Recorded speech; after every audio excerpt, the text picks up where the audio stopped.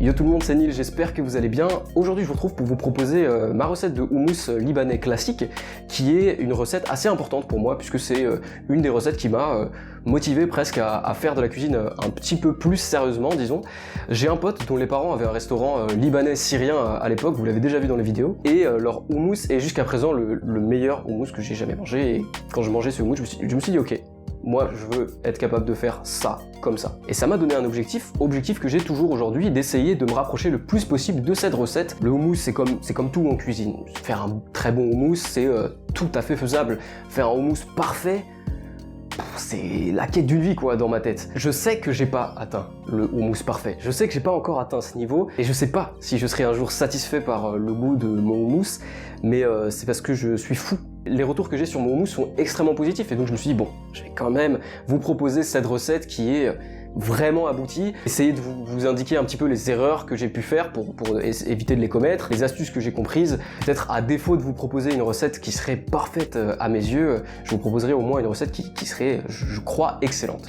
Petit disclaimer, ici je vais utiliser des pois chiches en boîte parce que le but est de rendre cette recette assez accessible et malgré tout très bonne, mais je pense que c'est très clairement ce qui va être le plus utilisé, donc il y a quand même des conseils que je vais vous donner par rapport à l'utilisation des pois chiches en boîte. Et puis c'est beaucoup plus facile, c'est beaucoup moins long, et contrairement à ce que beaucoup de personnes disent, le résultat est vraiment extrêmement satisfaisant, vous allez voir par vous-même. Première étape, on va laver très soigneusement les pois chiches, on va les frotter entre eux délicatement mais assez fermement quand même entre nos doigts pour enlever un maximum leur peau, qui rend le houmous moins digeste et clairement moins onctueux. On fait ça 2-3 minutes, et pour séparer les peaux des pois chiches, on va bien remplir le saladier d'eau, on mélange un petit peu, et comme les peaux sont un petit peu plus légères, elles vont flotter à la surface, et ensuite on verse délicatement l'eau et les peaux vont tomber tout simplement dans la passoire. On re-remplit d'eau et on mélange encore une ou deux fois jusqu'à ce qu'il y ait quasiment plus de peau. Vous pouvez passer cette étape, mais je vous le conseille vraiment pas, ça vous prend même pas 5 minutes et c'est la première douille pour faire un très bon houmous, et gardez le compte parce qu'il y en aura plusieurs. Une fois qu'on a bien égoutté les pois chiches, on va les mettre dans un robot culinaire. Ici j'ai toujours le Magimix 5200 XL que j'ai déjà montré dans la vidéo pour le beurre de cacahuète. C'est un excellent robot, je suis pas du tout affilié à Magimix parce que je l'ai payé avec ma thune, mais Magimix, si ça vous fait plaisir de m'envoyer de l'argent, plaisir, j'ai envie de dire. Bref, vous pouvez utiliser n'importe quel robot culinaire, vous pouvez même utiliser des mixeurs bâtons comme celui-là par exemple, ça coûte vraiment pas cher. Si vous n'avez pas de robot, vous pouvez utiliser un blender, mais je vous déconseille fortement. À ce stade, même un mixeur bâton est bien plus efficace, c'est juste hyper chiant et hyper long d'utiliser un blender.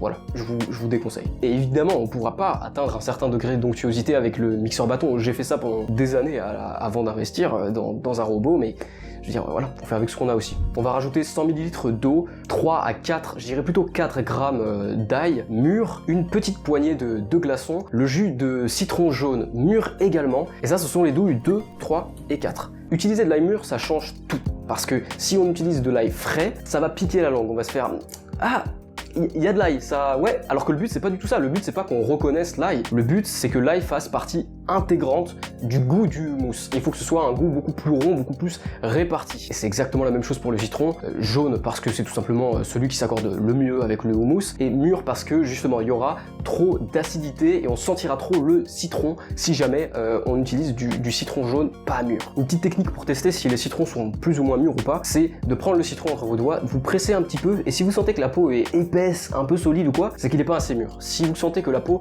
est plus fine, probablement qu'il est plus mûr. Et les glaçons c'est important, si vous avez un robot culinaire, sinon si vous utilisez un mixeur bâton, mettez de l'eau au frais et rajoutez 25 centilitres par exemple d'eau, vous utilisez 125 centilitres d'eau bien froide. Et pourquoi froid? Parce que les lames du robot vont tourner très vite et chauffer le houmous au fur et à mesure, et c'est exactement ce qu'on veut éviter pour obtenir une meilleure texture et un meilleur goût. On mixe bien jusqu'à ce que ce soit bien onctueux, environ 4-5 minutes, on rajoute le tahina ou tahini, tahin, peu importe, c'est de la purée de sésame. Alors, douille numéro 5 pour un houmous parfaitement smooth, et vous allez peut-être trouver ça incohérent si vous regardez pas mal mes vidéos, je vous déconseille d'acheter les tahinas 100% complets des magasins bio. Je vous conseille de prendre ce genre de tahina qu'on trouve dans les épiceries arabes ou au rayon exotique des supermarchés, et je vous conseille ça pour plusieurs raisons. Première, c'est carrément moins cher. Deuxième, c'est bien meilleur. Troisième, il n'y en a pas, c'est juste bien meilleur, et pour cette recette particulière, je refuse de faire un compromis sur le goût, c'est tout. Das war ein Befehl! Der Angriff Steiners war ein Befehl!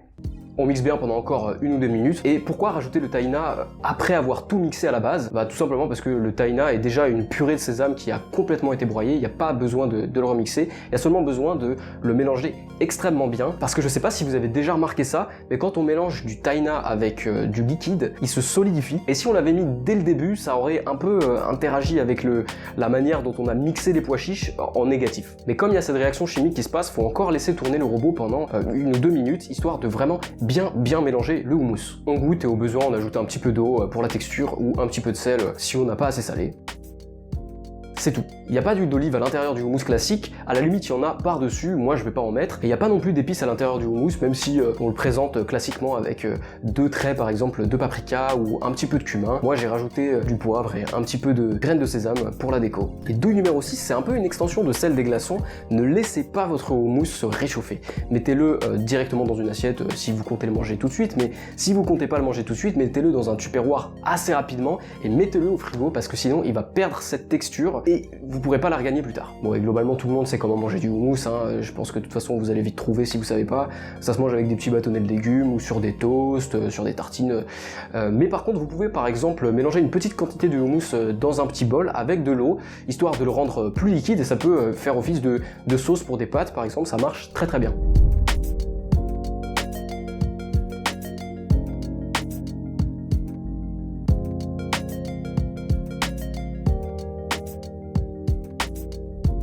Et voilà, c'est tout pour aujourd'hui. J'espère que cette recette, comme d'habitude, vous a plu.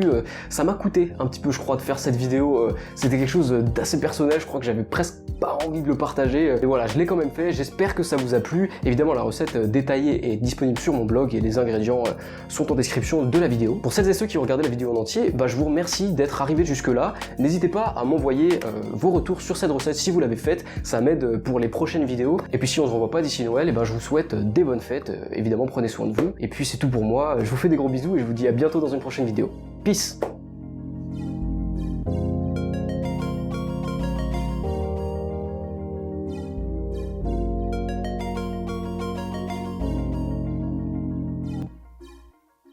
Un petit peu d'eau pour la texture. Ah putain, surchauffe de l'appareil. Bah ouais gros.